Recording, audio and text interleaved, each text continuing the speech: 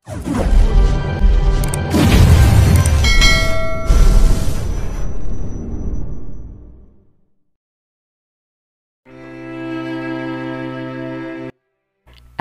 POV.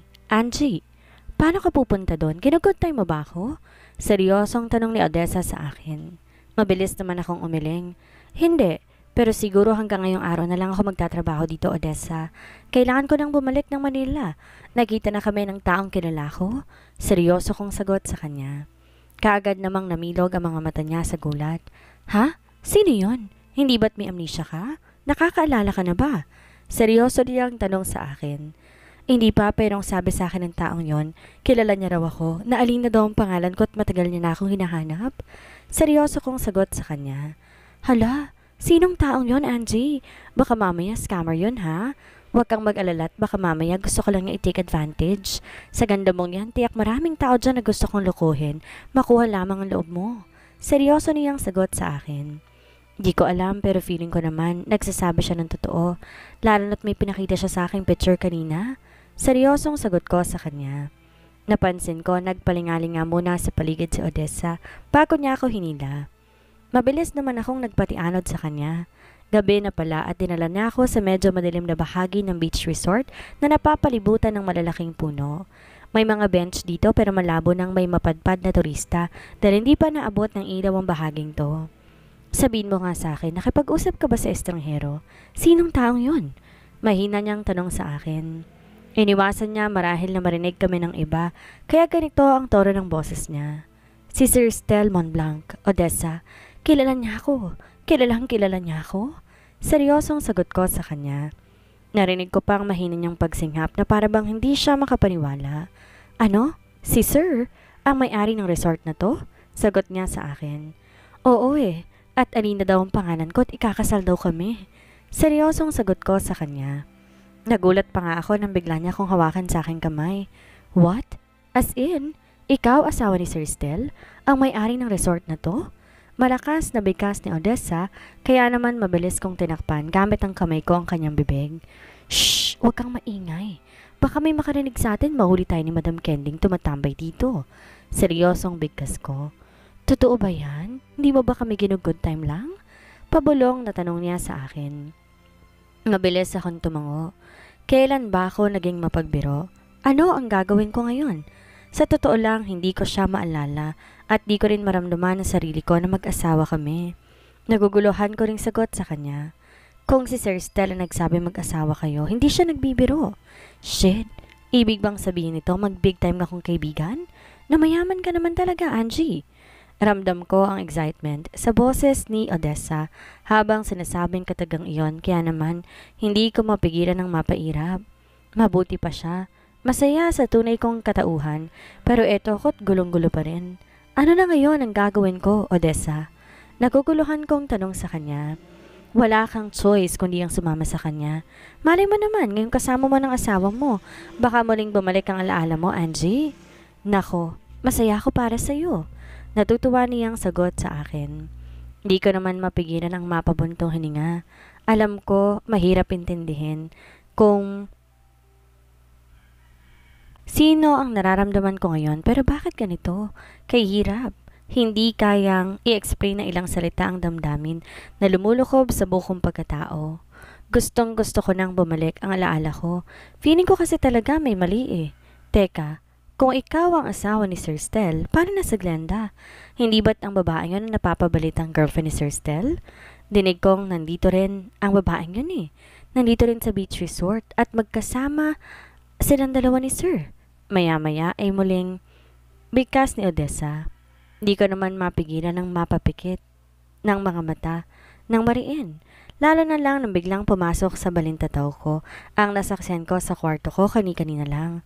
Ay, ang gulo naman. May asawa para si Sir Stel. Tapos nagawa niya makipag-girlfriend sa iba. Alam mo, red flag para sa akin ng ganong lalaki. Pero syempre, buhay niya yan ay ikaw pa rin naman na magdidesisyon. Muling wika ni Odessa. Hindi ko naman mapigilan ang mapabuntong hininga.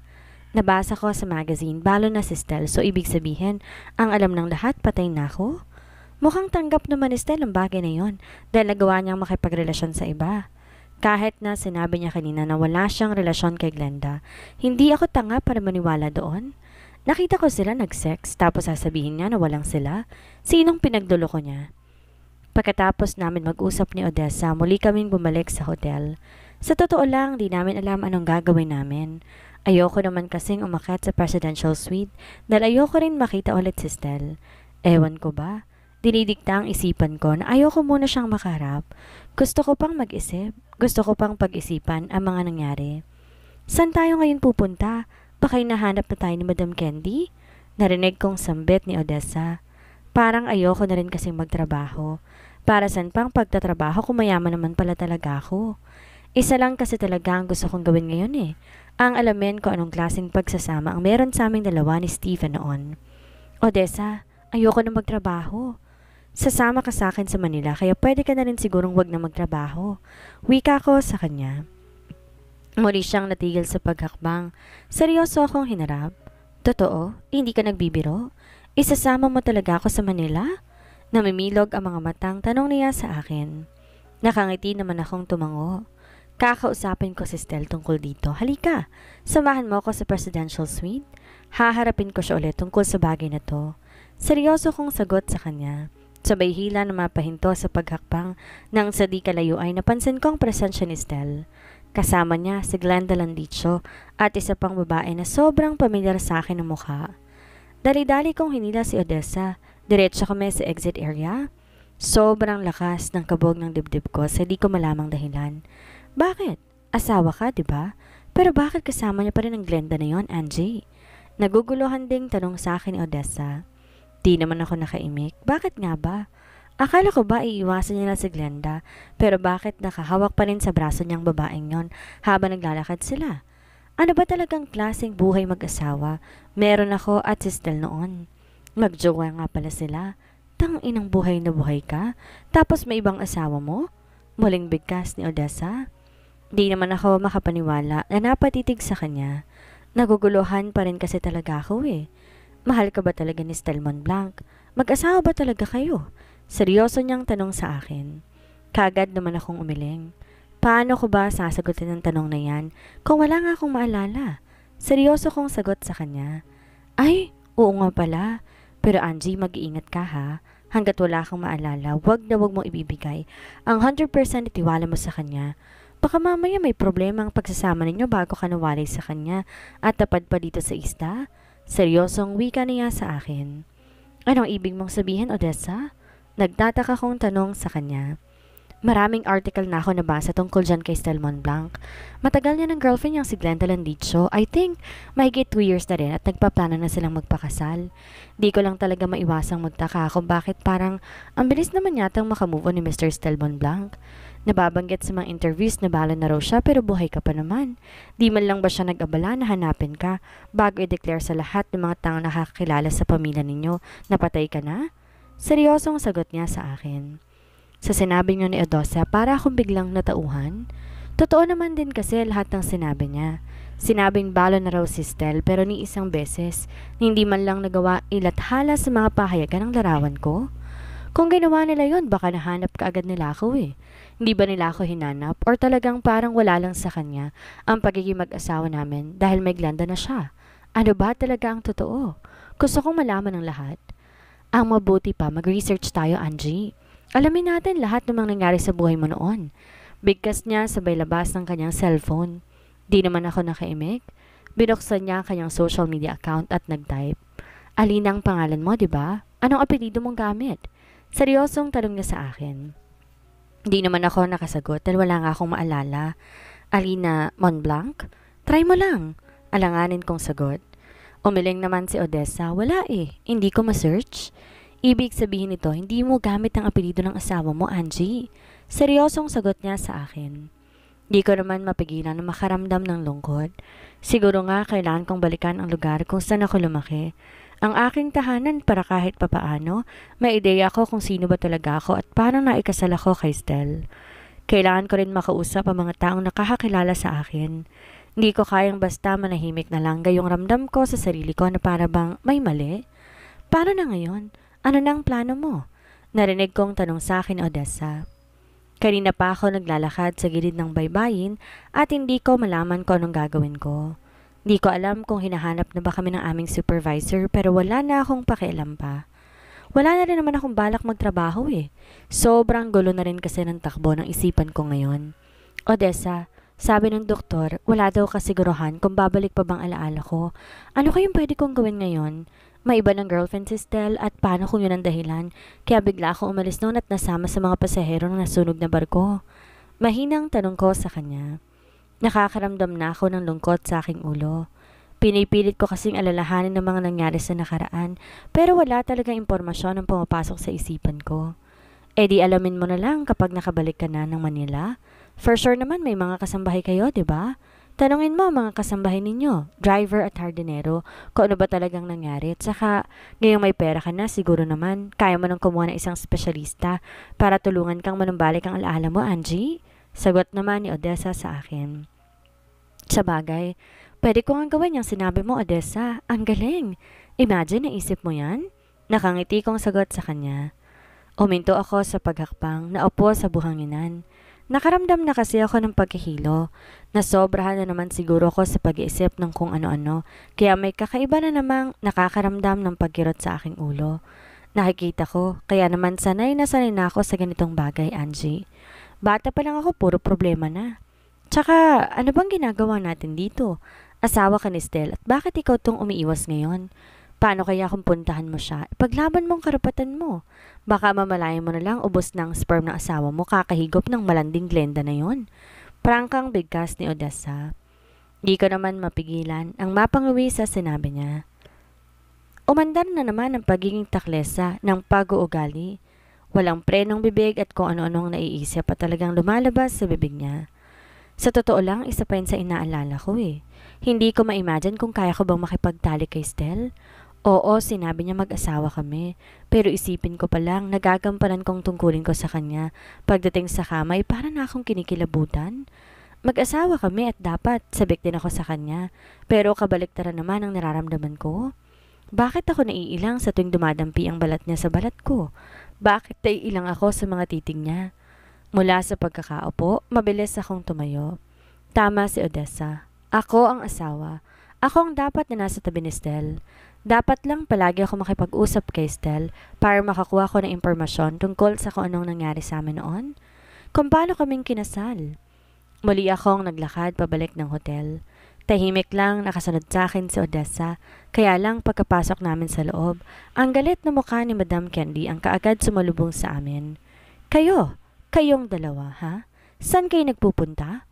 Malakas ang boses na bigkas niya sa amin, kaya naman di ko mapigilang makaramdam ng kaba. Sa loob ng 3 taon na paninirahan ko dito sa isla, ngayon lang ulit ako nasigawan. Ma'am, relax po. Kaninang umaga pa po kami naka-duty at gabi na po. Tapos na pong oras ng trabaho namin. Nakangiting sagot ni Odessa na kaagad ko namang sinugundahan sa pamamagitan ng pagtango. So, sinasabi mo na may sarili kayong oras? Hindi nyo ba alam na sa dami ng guest ngayong araw, extend lahat ng mga trabahador? Ang galing ninyong dalawa. Ang mga kasamahan nyo nagkakandako ba sa trabaho? Tapos kayong dalawa, wala kayong ginawa kundi magpaikot-ikot sa paligid? Hala, balik sa trabaho. Galit na singhal ni Ma'am Candy sa amin. Paano po kung ayaw namin? May magagawa po ba kayo? Sabat naman ni Odessa. Napansin kong lalong nag-apoy sa galit ang mukha ni Ma'am Candy. Sabay duro niya kay Odessa. Sino bang pinagmamalaki mo, ha? Isang hamak na utusan at tagalinis lang naman kayo sa beach resort na ito. At kung magreklamo ka, kala mo kung sino ka? Gusto mo ba isisanti kita? Nandidilat ang mga matang bigkas ni Ma'am. Mabuti na lang talaga hiwalay ang entrance ng mga empleyado at mga guest. Wala naman sigurong nakakarinig ng malakas na boses ni Madam na parabang dumadagundong sa pandinig ko. E di sisantihin niyo po, hindi kami natatakot. Tapos na ang oras ng trabaho at ayaw namin mag-extend. Naiinis naman sagot ni Odessa. Aba, marunong ka na makipagsagutan sa akin, ha? Sino bang pinagmamalaki mo, ha? Gusto mo ba talagang masisante? Talagang hinahamon mo ko. Galit na sigaw ni Madam Candy na parabang isang malakas na echo sa pandinig ko. Isang malabong eksena ang nakikita ko sa aking balintataw, kasabay ng 3 sunod-sunod na putok ng barel. Ang galit na sigaw ng boses ng babae, kasabay ng malakas na pagtawa. Kaagad ako nakaramdam ng panginig ng aking laman. Bigla akong nakaramdam ng panlalamig kasabay ng paghahabol ko ng aking hininga. Marin akong napapikit ng aking mga mata para pakalmahin ang aking sarili. Pero isang eksena na parabang pelikula ang biglang lumitaw. May nakita akong tatlong kalalakihan. May hinahabol sila. Kasunod ng impet na pag-iyak ng isang babae na parabang unti-unting dumudurog sa puso ko. Ang impet na pagsigaw ng babae ay parabang isang malungkot na musika na unti-unting nagpapawala sa aking lakas. Kasunod ng panginginig ng tuhod ko. Wala sa sariling naitakip ko ang aking dalawang kamay sa aking magkabilang tenga, kasunod ng biglaang pagdilim ng buong paligid. Bago pa ako mawalan ng malay, ang nag-aaralang boses ni Odessa ang huli kong narinig kasunod ng pagbagsak ng katawan ko sa malamig na semento. Lola, wag! Huwag niyo po akong iiwan! Sumisigaw kong bigkas sabang pilit kong sinusundan ng isang babaeng nakaputi habang naglalakad papalayo sa akin. Gustuin ko man siyang pigilin at habulan ay sa tuluyan ng paglisan sa akin para kong pinako sa aking mga paa sa aking kinatatayuan. Tayong pag-iyak lang aking nagawa hanggang sa maglaho siya sa paningin ko. Angie! Angie! Gising, nananaginip ka ba? Dahan-dahan kong naimulat ng aking mga mata nang maramdaman kong may tumapik sa pisngi ko. Kasabay noon ang pagdampi na malamig na bagay sa noo ko na siyang nagbigay sa akin ng kaunting ginhawa. Odessa, ano nangyari? Gulat kong bigkas na masilayan ko ang nag-aalalang mukha ng kaibigan ko. Wala sa sariling nalibot ko ang tingin sa paligid at doon ko napagtanto. Nandito na pala ako sa silid naming dalawa ni Odessa. Nahimatay ka sa sobrang taas ng lagnat mo, Angie. Nag-aalala niyang sagot sa akin. Lagnat? May trangkaso ako? Naguguluhan kong tanong sa kanya. Oo, may trangkaso ka at nahimatay ka habang binubungang haantay ni Madam Candy. Seryosong sagot niya sa akin. Wala sa sariling napatango ako at akmang babangon sana, kaya lang napasapo ko sa aking ulo na maramdaman ko na kumikirot yon. Huwag mo munang pilitin bumangon, Angie. Magpahinga ka muna. Siguro sobrang napagod ang katawang lupa mo kaya ka nagkasakit. Let's yung supervisor natin eh. Irereklamo ko talaga yan sa labor eh. Muling bigkas ni Odessa. Ayaan mo na siya. Huwag ka na magsayang ng oras sa kanya dahil aalis din naman tayo, diba? Sasama ka sa akin sa Manila. Pilit ang ngiti sa labi na bigkas ko sa kanya. Kaagad naman siyang tumango. Ay, oo nga pala, no? Teka lang, may sakit ka. Gusto mo bang puntan kong asawa mo? Tanong niya sa akin. Kaagad naman akong umiling. Huwag na. Mukhang di naman siya nag-aalala sa akin dahil di naman niya ako hinahanap. Pigil ang ngiting sagot ko sa kanya. Mukhang may katuturan nga talagang pagdududa ko. May hindi magandang nangyari sa pagkasama naming dalawa ni Stel. Dahil kung talagang nag-aalala siya sa akin, kanina niya pa dapat ako pinatawag. Sa bagay, tsaka mukhang tulog na yata siya kasama ng girlfriend niya sa kwarto niya. Bigkas ni Odessa. Nagtatanong ang mga matang tumitig ako sa kanya. Habang wala kang malay, inutusan pa rin ako ni Madam Kending maglinis sa silid ng asawa mo. At alam mo ba anong nakita ko? Naabutan ko lang naman si Glenda sa silid ni Sir Stel habang nakakandong. Bigkas niya. Sa balitang yun ni Odessa, para bang may libo-libong karayom ang sumaksak sa puso ko. Masakit at nakakaramdam ako ng panibugho. Angie, ako na mismo magsasabi sa'yo, huwag na huwag mong ibibigay ang 100% na tiwala mo sa kanya. Seryosong maling wika ni Odessa. Wala sa sariling napatango ako at pilit na nagpakawala ng ngiti sa labi. Oo naman, hanggat hindi bumabalik ang alaala ko, hindi ko gagamparan ng pagiging asawa ko sa kanya. Seryoso kong sagot sa kanya. Kaagad namang napatango si Odessa, kasabay ng pagdampot niya ng isang bowl at nilapit sa akin. Kumain ka muna para makainom ka ng gamot. Teka lang, ano nga palang napanaginipan mo kanina? Sumisigaw ka kasi na maabutan kita eh. Nagtataka niyang tanong sa akin. Kaagad naman akong umiling. Wala yun. Normal na lang sa akin managinip, tas nagigising ako. Nakakalimutan ko rin naman kaagad eh, wala na akong matandaan. Kunwari, bale wala akong bigkas.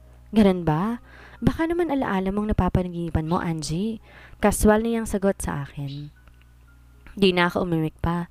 Tinoon ko na lamang ang atensyon ko sa pagkain ng isang mangkok ng lugaw. Pagkatapos nagsaing na nasa ibang silid na ako. Kumain at muli kong pinainom ng gamot si Odessa, saglit lang at muli na akong nakatulog. Muli kong pinainom ng gamot si Odessa. Wala na sa silid namin dalawa si Odessa dahil mas hamak na malaki ang silid na kinaroroonan ko ngayon. Oh my God, Alina! Patiling bigkas ng isang boses babae. Sa gulat ko, napabalikwas ako ng bangon. Tula lang napatitig sa isang babaeng nasa harapan ko. Isang magandang babae at kitang-kita ko sa kanyang mukha ang pagkagulat habang titig na titig sa akin. Kunot noo ko siyang tiningnan bago ako nagsalita. Alina, ako ba talaga si Alina? Nagtataka kong tanong sa kanya. Napansin ko ang gulat na kaagad rumihistro sa kanyang mga mata habang hindi kumukurap sa pagkakatitig sa akin. Wala kang natatandaan? Hindi mo ba ako natatandaan? Nagtataka niyang tanong sa akin. Wala sa sariling napatango ako. Sino ka ba? Magkakilala ba tayo? Naguguluhan kong tanong sa kanya. Oh my God, I can't believe this. Hindi mo na nga ako maalala. Totoo ang sinabi ni Stan na wala kang matandaan? Muling bigkas niya na halata sa boses ang galak. Di ko naman malaman ano ang sasabihin ko. Pamilyar sa akin ang mukha ng babaeng nasa harapan ko pero di ko naman maalala ang kanyang pangalan. Ako si Serena, kapatid ni Stel. Muling bigkas niya habang may pilit na ngiting nakaguhit sa labi. Seryoso ko siyang tinignan pero kaagad din naman siyang nag-iwas ng tingin para bang di niya kaya makipagtitigan sa akin. Serena, pasensya na kung di kita matandaan. May amnesia kasi ako eh. Pilit ang ngiting sagot ko sa kanya. Alam ko, nabanggit ni Stel sa akin kagabi. Kamusta ka na, Alina?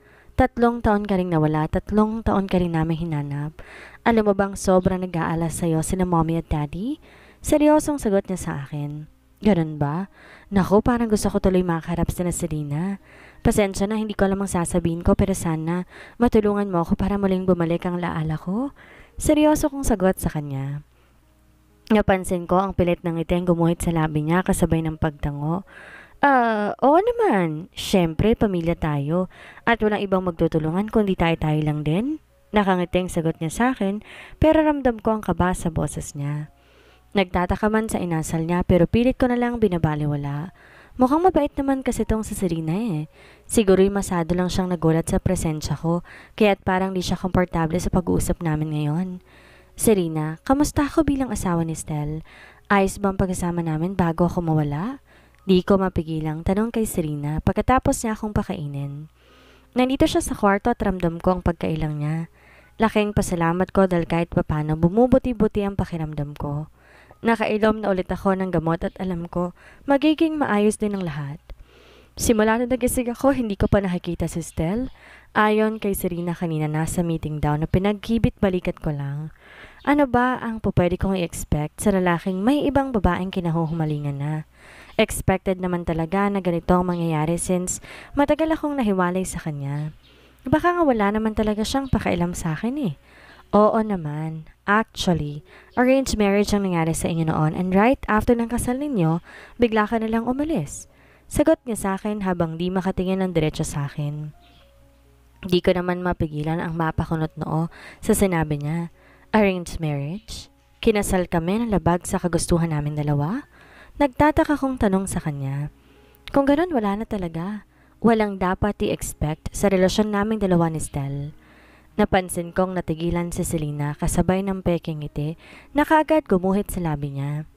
Mabilis siyang tumalikod sa akin at ilang saglit din nang di nakaimik. What I mean is, halos sabay tayong tatlong lumaki at may mga bagay na kahit ayaw natin, kailangan natin gawin dahil yun ang mas makakabuti. Muling sagot niya sa akin. Naguguluhan man sa sinabi niya, wala sa sariling napatango na lamang ako. Kung ano mang tinutumbok na salitang binibigkas ni Serena, ngayon alam ko may malalim na kahulugan. Pero ganun pa man, laking pasasalamat ko dahil kahit papano, sinasagot niya naman ang mga tanong ko. Arranged marriage, so ibig sabihin, pareho kaming dalawa ni Stel na nagpakasal ng sapilitan lang. Uso pa ba yun ngayon? Kailangan talaga mag-focus ako. Kailangan talaga maibalik ko ng alaala ko para di na ako mangangapa sa dilim. Walang love sa pagitan naming dalawa ni Stel at normal lang din talaga sigurong pumatol siya sa ibang babae.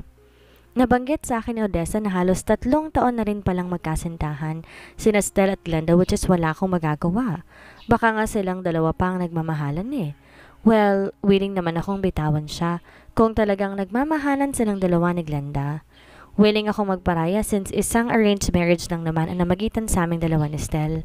Ano ba ang reason? Pwede mo bang ikwento sa akin? Bakit kami ikasal ni Stel gayong di naman pala kami nagmamahalan? Di ko mapigilang tanong kay Selena. Napansin ko, mabilis siyang humarap sa akin at seryoso akong tinitigan. Dahil sa mana, nasa last will and testament ni Lola Susan na kapag di kayo nagpakasal ni Stel, hindi natin makukuha ang mana. Alina, nagsakripisyo ka ng sobra at sana, kung ano mang nangyari noon, kalimutan mo na. Nandito naman ako eh. Willing akong ikwento sa'yo lahat ng mga nangyari noon. Kung paano ka nawalay sa amin at anong nangyari right after the wedding. Seryoso niyang wika sa akin. Pilit akong nagpakawala ng ngiti sa labi sabay tango. Yes, don't worry. Kung fixed marriage man na nangyari sa aming dalawa ng kapatid mo, hindi naman ako maghahabol ngayon eh. 3 taon din namang matuloy ng lumipas at kung talagang nagmamahalan silang dalawa ni Glenda, willing naman akong magparaya. Nakangiti kong sagot sa kanya. Pero sa kaloob-looban ng puso ko, nakakaramdam ako ng pait. Kay hirap pala ng ganto na wala kang maalala. Lahat ng mga sinabi ng taong kaharap mo, hindi ko alam kung paniniwalaan ko ba. Although mukhang mabait naman tong si Serena, kaya lang, di pa rin ako sigurado kung nagsasabi ba siya ng totoo. Thank you, Selena, ha? Kahit papano naliwanagan ako ngayon. Pasensya ka na kung medyo naging makulit ako. Nahihiya akong sagot sa kanya. Ayos lang, Alina. Wala naman ibang magtutulungan kung hindi tayo lang eh. By the way, magpahinga ka na muna. Lalabas din muna ako. Nakangiti niyang wika sa akin, sabay lakad patungo sa pintuan ng silid. Di niya na nahintay ang sagot ko at tuluyan na siyang lumabas. Hindi ko naman mapigilan na makaramdam ng lungkot nang mapag-isa na ako. Medyo marami ako nakuhang impormasyon tungkol sa nakaraan ko at buo na ang desisyon ko. Hindi ko gagampanan ng pagiging asawa ko kay Stel. May iba siyang mahal at di ako magiging hadlang para maging masaya siya kay Glenda. Ano kaya ang mangyayari ngayong nalaman ni Alina na arranged marriage lang ang nangyari sa pagitan nila ni Stel? Dahil dito, magawa niya kayang magparaya bilang siya ang legal na asawa? Yan ang ating aalamin sa susunod nating kabanata.